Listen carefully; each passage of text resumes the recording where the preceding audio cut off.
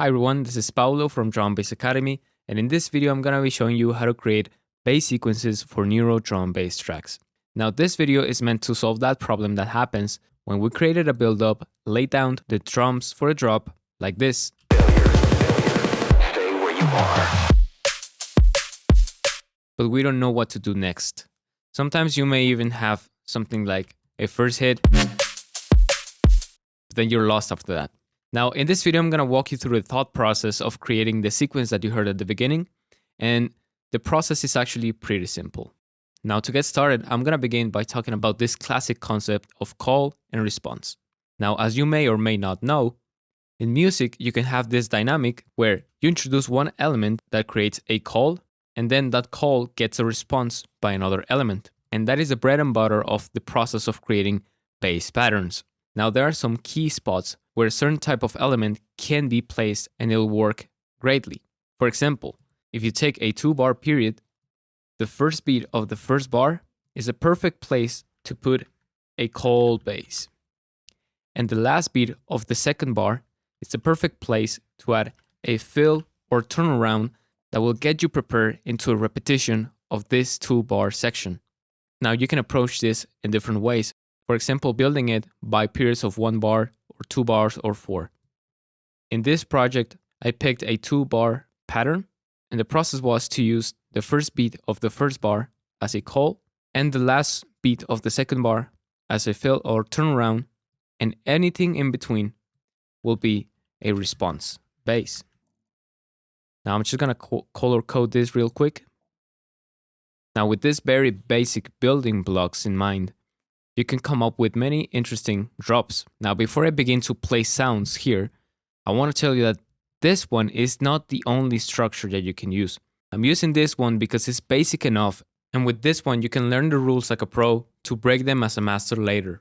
I will give you the advice of getting some reference tracks and then observing how do they sequence their basses and what type of calls and response dynamics do they create. Where do they place their turnarounds, and when do they switch up the patterns? So with that being said, we can grab this block of a call, and if we have enough sounds already in the project, like this,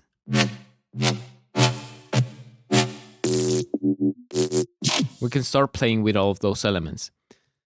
So I'm gonna take this MIDI clip from the call and place it on the first bass. Now I'm gonna take this block of the response and place it on this third bass. And here I can experiment and try to come up with a riff or melody.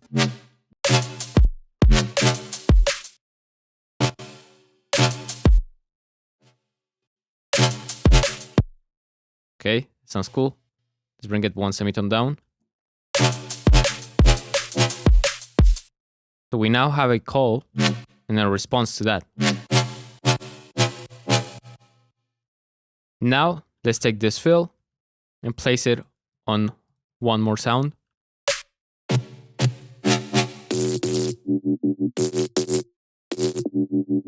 Let's try this one. So I'm gonna paste it here and place down an E note. Now let's listen. Cool. Let's try to play this a bit earlier. Now let's listen. Okay, cool. Sounds fine. But let's try another sound. Okay, that one's actually cool. Nice. So our pattern is gonna look now something like this. We used the first beat of the first bar to create a call. Then we created a small riff with another bass as a response. And we used the last 3 beats of this section to add a fill. Now, once you have this pattern, you can repeat it and add small variations. So for example, you can keep the position of that called bass, but you can change the tonality of it to add some variation, and that way you can make the drop more interesting. So I'm gonna drag this one down, and now we have 2 different sounds, but they serve the same function and they work in the pattern that we created.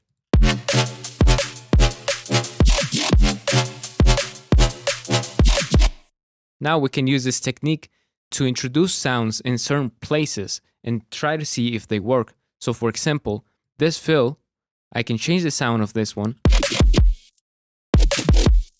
like that. And even though it's in the same spot and it's serving the same function, because it's a different sound, it adds interest into this drop.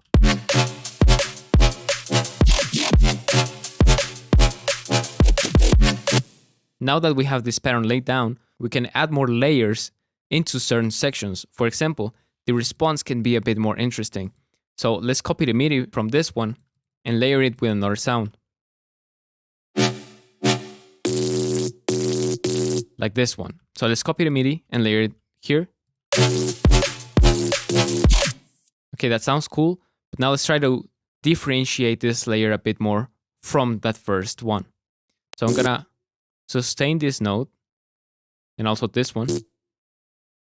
Now let's listen. Okay, it's too long. Let's bring it back.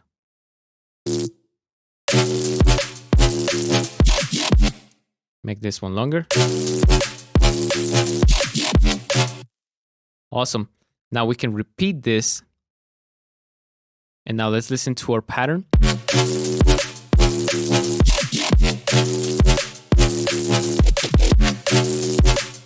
So now we kind of have a pattern. So before doing anything else, let's just copy the MIDI of everything on the sub so this sounds fuller. So once you have a pattern like this one, you can simply duplicate it and add small variations. So, for example,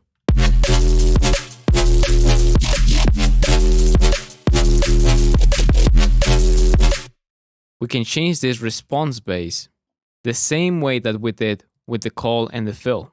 So if the call base is changed every 2 bars, and same with the fill, the response can be changed every 4 bars.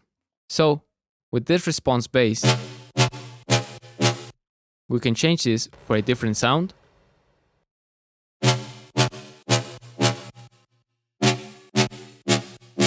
Just like that. So this way, our pattern is starting to look like response A, but then a response B, and let's change the color of this, just like that. So now, looks like we also need to change this other response base. And so what we can do is to add a slight variation into the tone of the sound, maybe getting into the actual synth and changing something. So in this project, what I did was changing the frequency of this EQ to change the tonality of the sound. So let's go back to this and let's play with this cutoff. So now if we listen to this,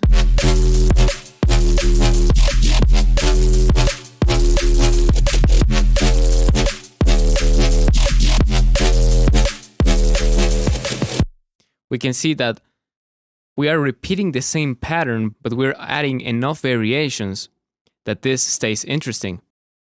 Now to add one extra thing of those key elements that we talked about in the beginning, for example, having a call on the first beat, having a fill on the last beats. Once you have something like an 8-bar loop, another key spot is this last bar right here, which can be used to add another fill or turnaround to prepare you for the repetition of this pattern. So what we can do is removing this bass from here, or maybe keeping it. But this one, let's make it longer. And let's make it pitch down, like this.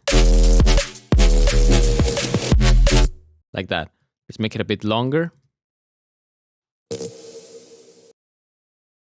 And let's repeat that same pitch bending on that bass on top. Let's add one more hit of this bass. Make sure this goes down. And so now, this last part turned out to be a bigger fill or turnaround. And let's color it differently. So now, let me just ungroup this. We can see that we are keeping this pattern of call and the first beat, a response after that, and then a fill here. Then we repeat the call, make the response, repeat the fill, so on and so on. But while we repeat the pattern, we add small variations on the tonality of the sounds, and on this last bar, we create a turnaround for the whole sequence. And once you have this,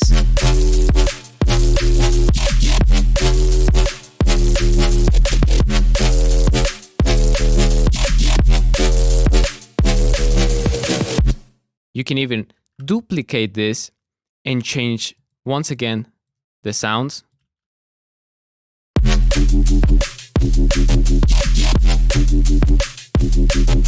And as you can see, by repeating the same pattern and varying the sounds, we can get some really interesting results. And that is exactly what I did on this project. For example, on this phrase,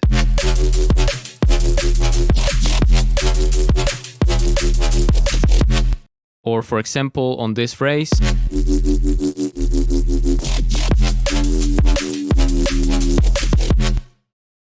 as you can see, the possibilities are endless. Now, once again, as I said in the beginning, this is not a rule that you need to follow on every single project. This was just a demonstration so you can learn the rules like a pro to break them as a master. So that's gonna be it for this video. I hope it helped. If you have any questions, drop them down in the comments. And if you really like this track and want the project file, this is actually one of the tracks from scratch that we built on our new program, Drum Bass Foundations. So if you want to learn how to make this tune from scratch, make sure you check out DMB Foundations. The link is in the description. So make sure you like and subscribe and hit the notification bell to not miss any of our future videos. Follow us on Instagram because we post there pretty much daily.